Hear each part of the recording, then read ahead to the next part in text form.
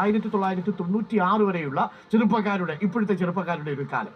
ആ കാലത്തെ പറയുന്നത് മില്ലേനിയൽസ് കിഡ്സ് എന്നാണ്. മില്ലേനിയൽ കിഡ്സ് വളരെ ഭാഗ്യം ലഭിച്ചവരാണ്.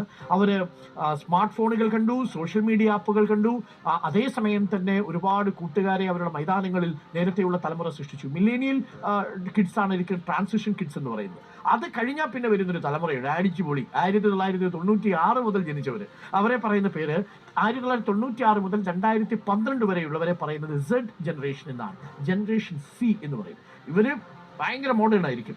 ഇവർ പ്രധാനമായിട്ടും 5G കണ്ടു, ആർട്ടിഫിഷ്യൽ ഇന്റലിജൻസ് കണ്ടു. നമ്മുടെ നാട്ടിൽ സ്മാർട്ട് ഫോണുകൾ, ഡിജിറ്റൽ ഫോണുകളൊക്കെ സർവ്വവ്യാപിയായി കഴിഞ്ഞതിന് ശേഷം ജനിച്ച കുട്ടികളാണ്. വേറൊരു ഔട്ട്ലുക്ക് ആയിരിക്കും കേട്ടോ ഇവർക്ക്. അത് കഴിഞ്ഞ് ഇനിയുള്ള തലമുറ, അത് 24 വരെ, 2025 ഇന്നു മുതൽ ജനിക്കുന്ന കുട്ടികൾ ഇനി വരാൻ പോകുന്നത് നിർമ്മിത ബുദ്ധിയുടെ കാലത്തായിരിക്കും ഇനി ഇവർ ജീവിക്കാൻ പോകുന്നത്. ഇവരെയാണ് ബീറ്റ ജനറേഷൻ എന്ന് പറയുന്നത്. നിങ്ങളിതിൽ ഏത് തലമുറയിലാണ്?